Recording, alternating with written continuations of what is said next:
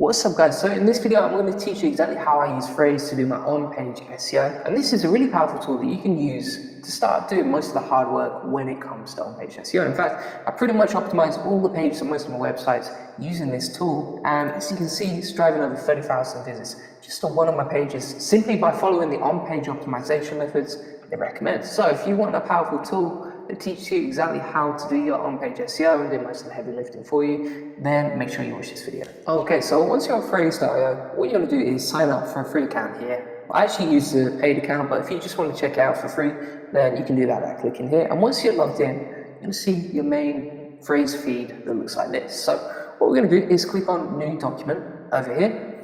And from here, what I'd recommend is if you're creating a new piece of content, click this. If you're optimizing an existing piece of content, then you can click over there. Now for this video, I'm just going to work on a completely new piece of content and we can see how it goes. So let's say we want to talk about the best camping gear.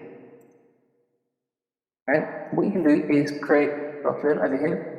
And from here, Phrase is going to start importing and looking at all the data around your competitors. So essentially, Phrase looks at all your competitors, it looks at who's ranking, top 10 on Google, and then it starts to create all the data and all the recommendations around that. Now, it might take a couple of minutes to load, so I'm just going to wait for this to load and then come back to you.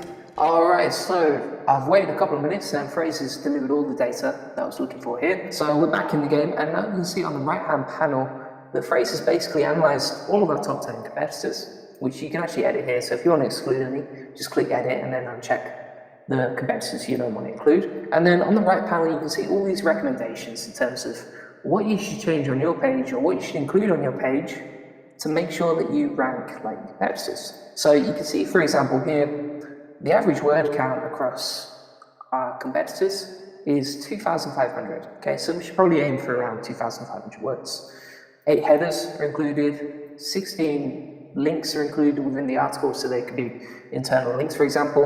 And then the average is 65 images, which is pretty damn high, actually. Quite surprised here. So as we scroll down, we can see what headers our competitors have included. So, for example, they've got a H1 header here, and then you can see they've included H3 tags underneath. So under each of our competitors, we get a breakdown of the headers, the header they've used, what sort of topics they've covered in the article, that sort of thing. So it's quite useful information. It saves you a lot of manual time and frustration going for your competitors because pretty much all the data that you need is already analysed here. And then if we click onto headers over here, you can see what sort of headers our competitors have used. And then also what sort of links have been included in the article too. So the content that's highlighted in yellow here, these are the links that are used within the Phrase article. And then there's also going to be like some statistics here. So like, for example, if you want to include some references in your article to make it look well researched, well, these are some of the facts that have been included by your competitors. Now, what you can actually do is automate your whole content brief, okay? So if you've ever tried to create a content brief, you know that it takes a long time. But if you want to outsource your content, you need to create a content brief and some sort of guidelines and instructions for your writers to use so they can start writing your content. So Phrase pretty much automates most of this. So you can include guidelines here, what people also ask, so related questions asked on Google, the most commonly used topics from your competitors, relevant headers that your writers could use, any sort of questions that they could cover, and even some statistics, right? So if you click on Insert Brief into Editor, what Phrase is going to do is automate most of this.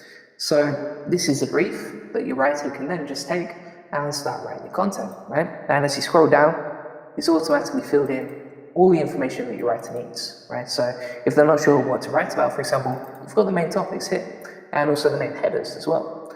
So it's a really useful tool. Now, obviously, if you're going to structure the article, this isn't like the perfect structure. Obviously, most of these headers are pretty similar. So what you might want to do is insert a structure section underneath that tells your writer exactly in what order to write the content. So like what they're going to write in the first header, the second header, etc.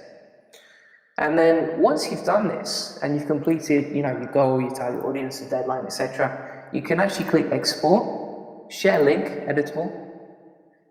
This will create an editable version of your content brief that you can give to your writers, and then they can start filling in the information.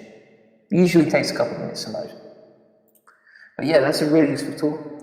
And then from there, your writer can just go in and start writing the content. As they write in the content, you can actually see like a topic score. So Phrase is going to grade the content in terms of how well optimized it is. Maybe by the keywords that you've included, the headers, the questions, etc. So you're going to get a topic score, which is super useful. Now, the only thing is that if you scroll through these, you don't want your writer to sort of create a piece of content that reads like a robot has written it. So if they don't hit like 100% of all of these keywords, it's not a big problem, okay? You don't need to be like OCD on this. These are just rough guidelines to make sure that your content is hitting the right sort of topics and keywords for your article. But it doesn't need to be perfect. For example, if your content writer starts trying to include like all the keywords in this list, then it's probably not going to read very natural. So it has to be a balance there. And then next up, you've got the commonly asked questions. Now this is quite cool because you can see what's commonly asked on Google. So Phrase will load a people also asked section, and you can see the top questions here. But then also you can see, okay, if people are searching this topic on Quora, what sort of questions are they asking? And you can see related to the best camping gear, they're asking like, what are some of the best camping gadgets and tools? What's the best brand for camping products? What's the best store to buy camping and fishing equipment? So there's loads of topic ideas, loads of FAQ ideas that are going to be super useful. And the same for Reddit. It pretty much feeds in the main FAQs that are asked on Reddit around this particular keyword. So that's going to save you potentially hours of hard work and research. And that's what I love about this tool. It sort of feeds in most of the information for you. And then also if you click on related, this is going to find related articles that you could use as inspiration in your article. Now, if you're giving this to a writer, it's quite useful because then your writers can click on these links and they can see, okay, how have other people written about similar topics? So it's super useful. Instead of you going in and manually copying and pasting every single link into the content brief in terms of competitors, you've got all the data on the right-hand panel. So yeah, super useful. Same for news and same for Wikipedia too. Now, what's also quite useful with Phrase is that you can go to new document here, and then you can start optimizing existing articles too. So once this loads, you can click on optimize existing content like this, import the URL, import the keyword too, and then create the document. What that's going to do is analyze your existing content on this page in terms of how well optimized is it, and are there any ways you can improve it. And it's going to compare your existing content versus your competitors' ranking on Google. And you can see here the topic score is 100%, so that's pretty good, but there's still a lot of keywords that I've actually overused in the article. And also some that I've missed out completely, for example, like scientists. But again, these aren't perfect. Like scientists is not that closely related to beautiful birds, and therefore that's probably why I didn't include it. And again, it'll give you ideas on questions, that sort of thing. So, everything that you need to re-optimize your content is here. What you could also do is just edit your content based on the topics and the results, and then copy and paste that straight into WordPress. So it's a super useful tool in terms of optimizing your existing content and creating new content too. So thanks for watching, guys. I hope this video helped you. You should now know how to use Phrase to do your on-page SEO. Now, the thing is, when it comes to on-page SEO, it's incredibly useful for your site. But if you really want to rank your site, you still need backlinks now and SEO. So thanks for watching, guys.